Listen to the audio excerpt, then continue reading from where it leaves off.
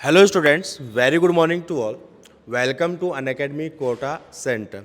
तो बच्चों, आज हमारे साथ है कुंदन सर एंड गर्वित। ठीक है, कल आप लोगों का आरएमओ का रिजल्ट आया था। तो बच्चों, आउट ऑफ 203 जो हमारे स्टूडेंट सेलेक्ट हुए थे पीआरएमओ से आरएमओ के लिए, उसमें से अभी तक मोर देन 60 स्टूडेंट्स ने आरएमओ के लिए इनमो के लिए क्वालिफाई कर लिया है। तो अगर देखा जाए तो एवरी थर्ड स्टूडेंट जो है हमारा इनमो लिखने वाला है। ठीक है, तो आज गर्वित इनानी हमारे साथ है।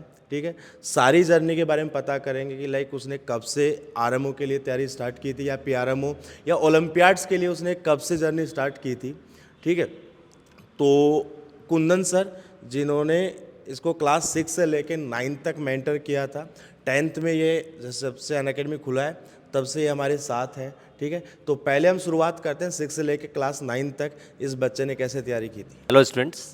तो क्लास 6 से 10 तक की जर्नी के बारे में हम गर्वित से पूछते हैं। देखो, जनरली होता क्या है कि बच्चा जो सीरियस होता है ओलंपियाड के लिए क्लास 6 से स्टार्ट होता है यार।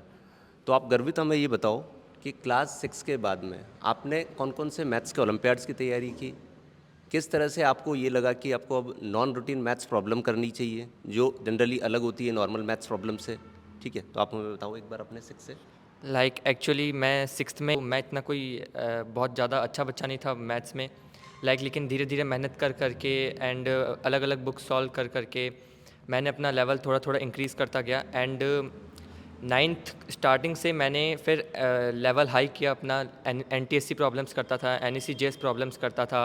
And then I qualified NMTC stage 1। And उससे अब मेरे को और मोटिवेशन आया कि मेरे को आगे ओलंपियाड मैथमेटिक्स की जर्नी को और कंटिन्यू करना है। I can do very better in this. And from 10th onwards in March मैंने सीरियसली प्रिपरेशन करी IUQM की एंड RMO की। गर्वित, आप हमें पहले ये बताओ कि आपने अब तक कौन कौन से ओलंपियाड्स दिए हैं, किस तरह से उनकी तैयारी आपने मैनेज की है यार। लाइक 6 क्लास का बच्चा जब ओलंपियाड की तैयारी करता है तो उसको सिलेबस कवर करना और किस डायरेक्शन में पढ़ना है, उसकी मेंटरशिप कैसे करनी है, आपकी मेंटरशिप कैसे हुई, ये आप हमें थोड़ा सा बताओ ताकि बाकी बच्चों को भी पता चले कि उनको आगे कैसे तैयारी करनी है, कैसे टाइम मैनेज करना होता है। एक बार आप हमें बताओ।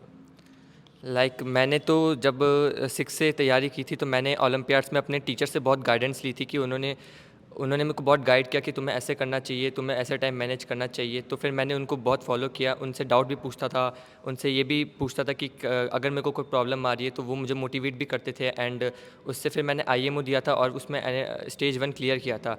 NMTC दिया था पर उस साल मेरा क्लियर नहीं हुआ था। लेकिन फिर धीरे धीरे और प्रैक्टिस करता गया, मोटिवेशन दिया टीचर्स ने। तो 8th में फिर मैंने NMTC फिर दिया था, फिर भी नहीं हुआ था। फिर 9th में मैंने NMTC दिया तो स्टेज 1 हुआ। एंड इस साल IUQM एंड RMO क्वालिफाई किया मैंने। दूसरे सबसे बड़ी प्रॉब्लम स्टूडेंट्स के साथ ये होती है कि वो अपना टाइम मैनेज कैसे करें। मान लो कोई बच्चा रेगुलर स्कूल का है या रेगुलर बच्चा क्लासरूम का है, तो वो घर पे अपना टाइम मैनेज कैसे करता है। तो गर्वित हमें बताएगा कि उसने रेगुलर क्लासरूम के साथ साथ टाइम कैसे मैनेज किया, कितने टाइम वो स्टडी करता था, मैथ्स की प्रॉब्लम को सॉल्व करने के लिए कितना टाइम वो देता था। तो प्लीज़ गर्वित आप हमें बताओ एक बार ये।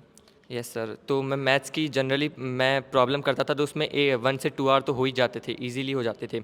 एंड बाकी जो स्कूल स्टफ़ होता है, जो स्कूल के लिए प्रिपरेशन होती है, उसमें मैं अगर वीकली देखा जाए तो वीकली 7 में से 4 डेज़ में स्कूल स्टफ़ करता था एंड बाकी 3 डेज़ MO की प्रिपरेशन करता था।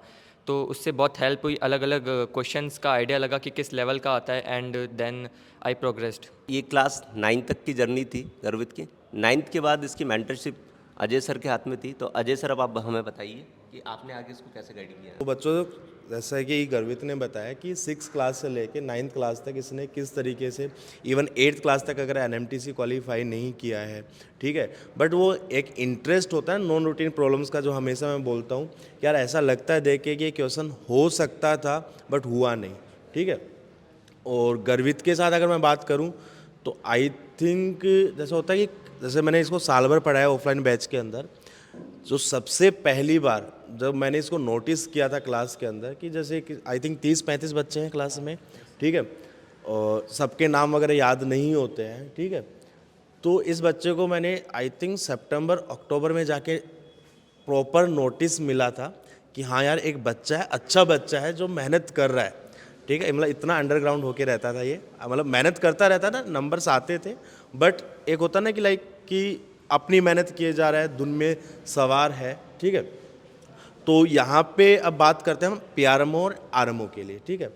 जो सबसे बड़ा जो चैलेंज होता है ना पीआरएमओ के बच्चों के लिए कि शुरुआत तो दुनिया भर के बच्चे करते हैं, ठीक है, बट 10-15 लेक्चर के बाद, कुछ एक पोर्शन के बाद वो बच्चे क्या करते हैं, गिव अप करना स्टार्ट कर देते हैं, ठीक है, क्योंकि वो बोलते हैं सर थ्योरी समझ में आ रही है बट क्वेश्चंस नहीं बन पा रहे हैं, ठीक है। तो आपने इस चीज़ को कैसे हैंडल किया कि लाइक मन में तो आया ही होगा ना कि यार इतना मुश्किल सिलेबस है, लास्ट ईयर की प्रॉब्लम सोल्व नहीं हो पा रही हैं, ठीक है, मुश्किल से 15 से 20 नंबर्स वट एवर जो भी परसेंटेज होगा, ऐसा तो नहीं होगा कि पहली बार पढ़ा सब कुछ समझ में आ गया, अपन सुपर हीरो तो है नहीं, ठीक है। तो वो चीज़ आपने कैसे मैनेज की? मैंने आपको बताया कि मैं 9th क्लास में NSCGS एंड NTC प्रॉब्लम्स करता था, तो उससे मेरा बेस बहुत अच्छा हो गया था। तो जब मैंने 10th में मार्च अप्रैल में जब चालू किया तो शुरुआत में मेरे को थोड़ा सा ईज़ हुआ कि मेरे को बेसिक्स क्लियर है मेरे, लेकिन जब धीरे धीरे मैं हाई कंसेप्ट पे गया तो फिर मेरे को भी डिफ़िकल्टी होने लगी। मेरे को बहुत बार ऐसा लगता था कि यार मैं अब लीव कर देता हूँ, ठीक है इतना कुछ भी नहीं है, लेकिन फिर भी मैंने सोचा कि यार एंड तक जाते हैं, देखते क्या होगा, ज़्यादा से ज़्यादा सिलेक्शन नहीं होगा। तो मैं एंड तक गया, फुल मेहनत करी। उसके बाद मेरे मॉक टेस्ट में भी बहुत बार ऐसे हुए हैं कि बहुत कम नंबर आए, लेकिन फिर भी मैंने मेहनत करी, देखते हैं क्या होगा, and God help me really.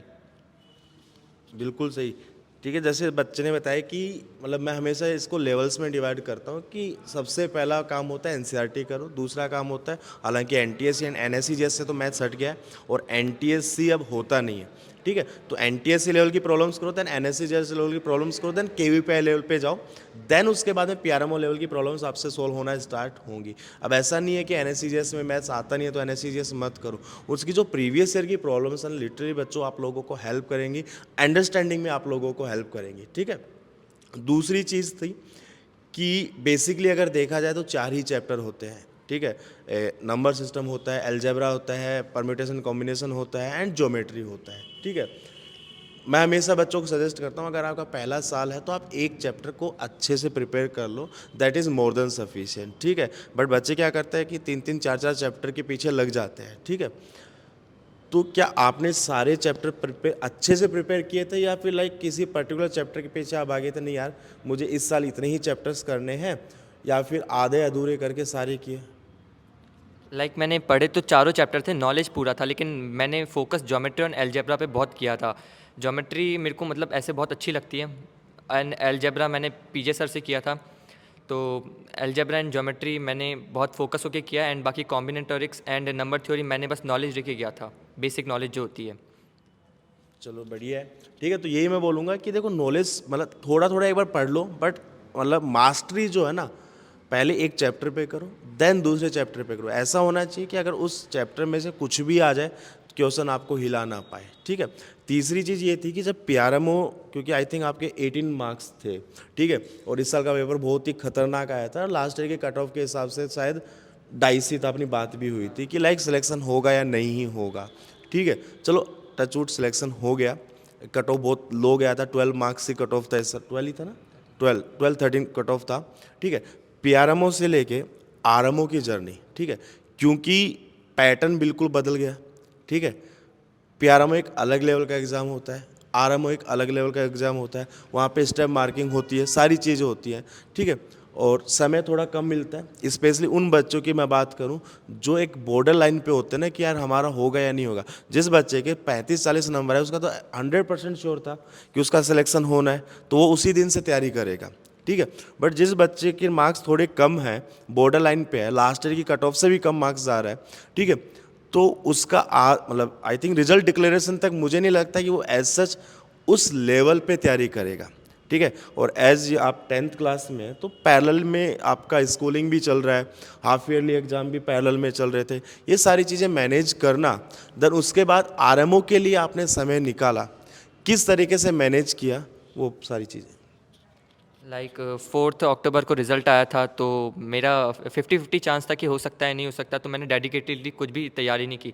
लेकिन 4th को जब रिज़ल्ट आया तो फिर मैंने सोचा कि अब आरएमओ के लिए डेडिकेटेडली, आरएमओ का 29 अक्टूबर, मतलब कि आई थिंक 3 वीक्स। हाँ yes 3 weeks.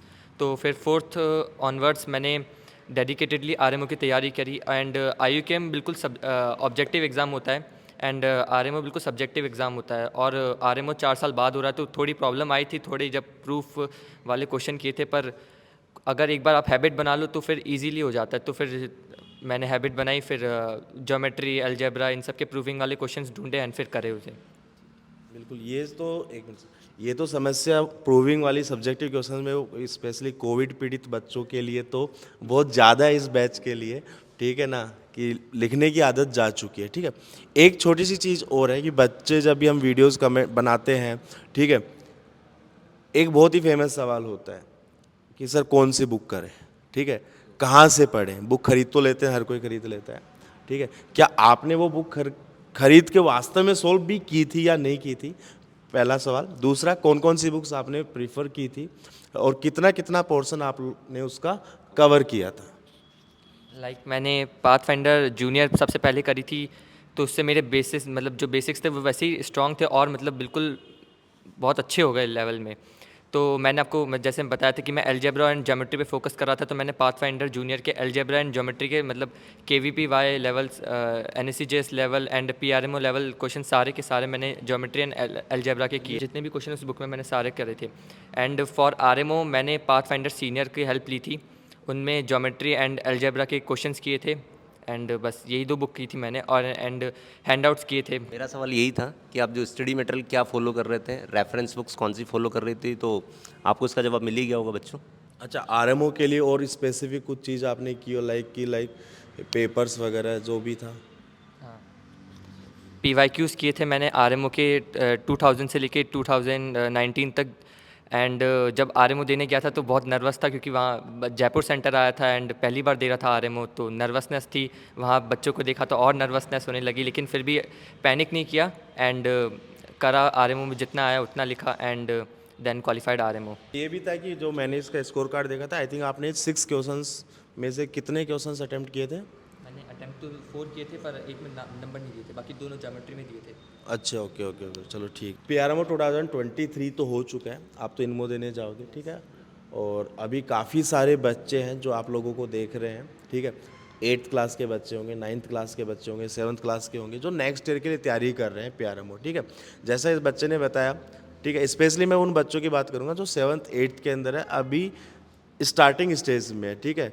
Go for NMTC, ठीक है। जैसे इसने स्टेप बाय स्टेप चीज़ें की ना, कि लाइक पहले NCERT किया, ठीक है, देन उसने NTSC लेवल की प्रॉब्लम्स की, देन उसने NSCJS लेवल की प्रॉब्लम्स की हैं, ठीक है, देन हैंड आउट्स हैं, जो हमारा मटेरियल है वो सारा सोल्व किया है, ठीक है। एक साथ आप डायरेक्टली PRMO के क्वेश्चंस नहीं सोल्व कर सकते, और ये एक लंबा प्रोसेस है, ठीक है। ऐसा भी नहीं होगा कि आपने 1 महीने कुछ कर लिया तो आपको लगेगा कि अरे अब तो अब अपन PRMO के अंदर इतने मार्क्स लेके आ जाएंगे, ठीक है। आउट ऑफ 100 राजस्थान जैसे स्टेट की कट ऑफ 13 मार्क्स जाना, दैट मीन्स कि पेपर का लेवल क्या होता है, ठीक है।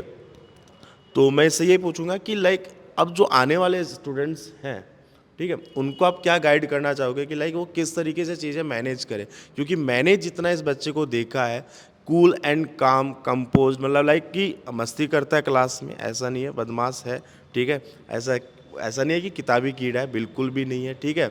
और NCERT प्रॉब्लम्स में भी फंसता है, ठीक है ना, रेगुलर आता है, उन प्रॉब्लम्स के अंदर भी फंसता है, ऐसा कुछ भी नहीं है, ठीक है। बट हाँ, जो इम्पोर्टेंट फैक्टर इसके लिए रहा है कि वो लगातार मेहनत करना, और एक बार जो चीज़ ठान ली कि हाँ यार एटलीस्ट अपना बेस्ट ट्राई देना, वो ज़्यादा इम्पोर्टेंट है, ठीक है, बजाय रिजल्ट के, ठीक है। तो क्या गाइड करना चाहोगे अपने जूनियर्स को, इवन नेक्स्ट ईयर आप भी तो दोगे, हाँ, ठीक है।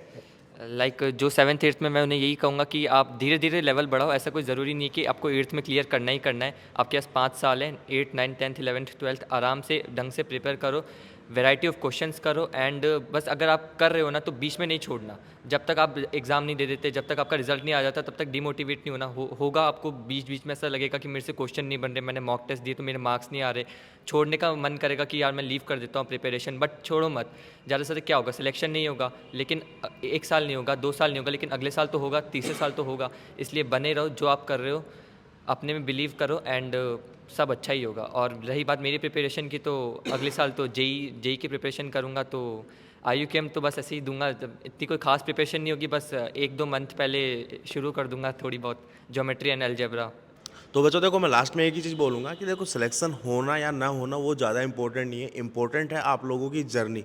ठीक है, आप जो कुछ भी इस दौरान पढ़ोगे ना, डेफिनेटली आपको आगे जाके वो हेल्प करने वाला है। ठीक है, जैसा गर्वित ने बताया, उसी चीज़ में आपको ऐड करते हुए चलूँ कि इसी चीज़ को लेके हमने IUCAM टोटल 24 का ऑलरेडी कोर्स लॉन्च किया हुआ है, ओलंपियाड गोल के ऊपर है। ठीक है, जिसमें मैं, PJ sir and Kundan sir and Tarun sir classes ले रहे हैं पैरेलली। ठीक है, पीजे सर की आई थिंक 17 दिसंबर, परसों से ही क्लासेस स्टार्ट, कल से ही क्लासेस स्टार्ट होने वाली हैं। ठीक है, बेसिक ऑफ एल्जब्रा भी कवर हुआ है। ठीक है, पूरा का पूरा इस पर जो पेपर आया था उसी के पैटर्न पे बेस्ड होगा। फाउंडेशन से लेके एकदम एडवांस लेवल पे वो जाने वाला है। ठीक है बच्चों, तो फटाफट से जाइएगा अगर आप भी चाहते हैं कि आप अच्छे से अपनी इस जर्नी को एंजॉय कर सकें। ठीक है, तो फटाफट से जाओ, इनरोल कीजिएगा। डिस्क्रिप्शन में आप लोगों को लिंक दिया हुआ है। एंड साथ ही साथ जो भी बच्चे जिन्होंने हमसे आरएमओ की तैयारी की थी, एसपीएस सर की जो स्पेशल क्लासेस हुई थी, उनको अगर आपने ज्वाइन किया था या IUCAM हमसे पढ़ा था, डिस्क्रिप्शन में आप लोगों को गूगल फॉर्म दिया हुआ है। फटाफट से जाइए, अपना जो भी डिटेल है वो शेयर कर दीजिएगा। ठीक है बच्चों, बाय बाय।